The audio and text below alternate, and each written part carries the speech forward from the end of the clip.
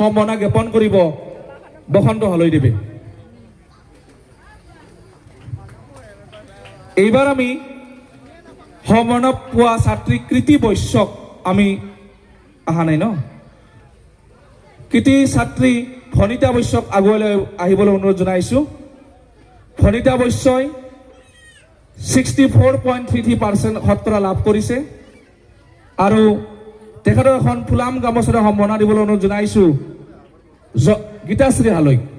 ভনিতা বৈশ্য এইখন বিদ্যালয়ৰে ছাত্ৰী আছিল, এটা হাত চাব দিব লাগে আৰু এখনি অভিনন্দন পত্ৰ দিবলৈ মই হালৈ ডাঙৰীয়া দেৱক অনুৰোধ জনাইছোঁ।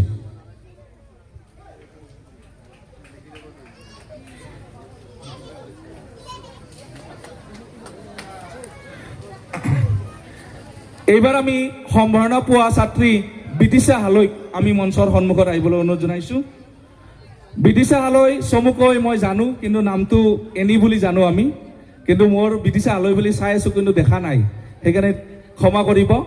আমাৰ ছাত্ৰী, আমাৰ চিনাকি ছাত্ৰী বিদিশা হালৈ এইবাৰ হাইস্কুল শিক্ষান্ত পৰীক্ষাত 66.5% লাভ কৰিছে আৰু এই চেগতে আমি উদযাপন সমিতিৰ তৰফৰ পৰা এখন সম্বৰ্ধনা যাচিম ফুলাম গামোচাৰে যাচিব কৃষ্ণা হালৈ।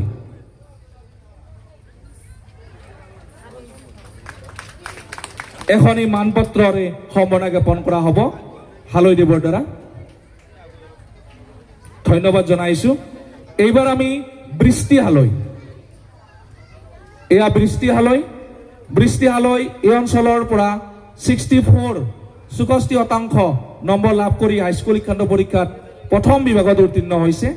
আমি ৰাখী তালুকদাৰক এখন ফুলাম গামোচাৰে সম্বৰ্ধনা দিবলৈ অনুৰোধ জনাইছোঁ আৰু এখনি মানপত্ৰ বৃষ্টি হালৈক দিব সন্মানীয় বসন্ত কুমাৰ হালৈদেৱে।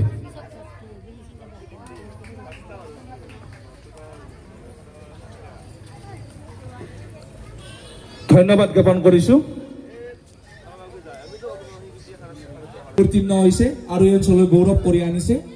আমি ৰিম্পী হালৈকো উদযাপন সমিতিৰ তৰফৰ পৰা এখনি ফুলাম গামোচা আৰু এখনি মানপত্ৰ সম্বৰ্ধনা দিম।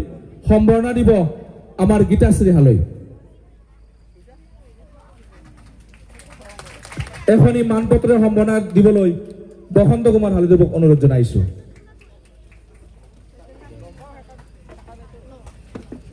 এইবাৰ আমি পূজা বৈশ্যক আগুৱাই আহিবলৈ অনুৰোধ জনাইছোঁ। আমাৰে ছাত্ৰী পূজা বৈশ্য।